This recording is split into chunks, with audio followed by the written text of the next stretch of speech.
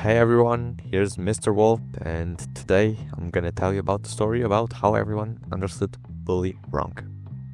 In 2006, Rockstar Games decided to release Bully to the world. Well, it wasn't really a good time to release the game.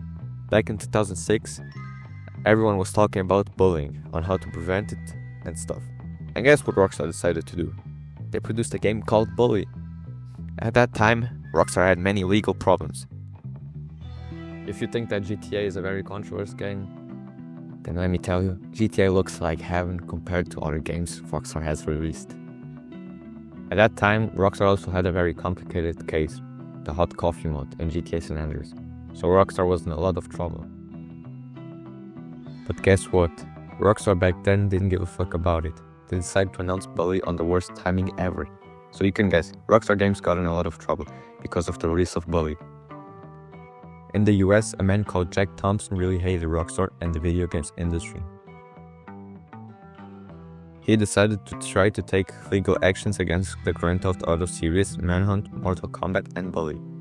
Thompson sued Walmart, Best Buy, Target, Circuit City, GameStop, and Toys R Us, seeking an order to bar the game's release. He even criticized Bill Gates and Microsoft for having a contract with Rockstar Games. Later on, the Xbox version for Bully was cancelled. They decided only to release the game years later for the Xbox 360. Take-Two decided to offer to bring in a copy and let both Judge Ronald Freeman and Thompson view the game in the judge's chambers on October 12, 2006. The judge immediately saw no reason to restrict sales and dismissed the complaint the next day. Thompson criticized the judge, telling him, "You did not see the game, you don't even know what it was you saw," as well as accusing the Take-Two employee who demonstrated the game of avoiding the most violent parts. As you see, Thompson didn't like video games a lot. He tried everything to take video games down. In the UK was where everything literally started the chaos. The bullying was a big talk in 2006. Many teachers, politicians wanted the game taken down. They wrote, "It's very sad that a video game glorifies bullying." A big British store also decided they wouldn't sell the game in any chance. Well, yeah, Rockstar was really fucked.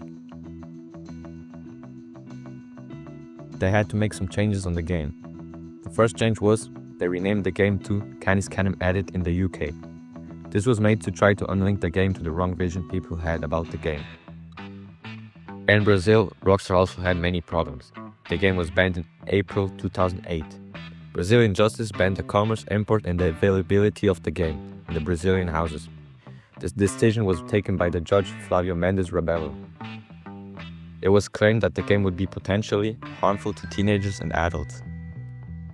Anyone caught selling or even owning the game would face a daily fine of 1,000 reais. Well, the Brazilians had many pirated copies all around Brazil, so it wasn't a big problem for them to play the game.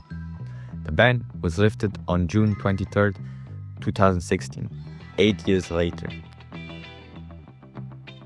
After seeing all this, what we understood from Bully is everyone had the wrong vision about the game. In my vision, it was Rockstar's fault.